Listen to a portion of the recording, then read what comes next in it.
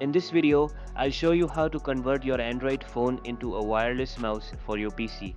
First, download the remote mouse server for your computer from remotemouse.net. If you have a Windows PC, select the Windows option and download the server application. Once downloaded, install the software on your computer.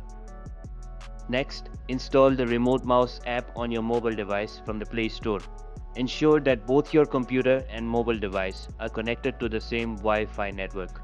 After successfully installing the Remote Mouse server on your mobile device, you'll see your computer's name listed within the app.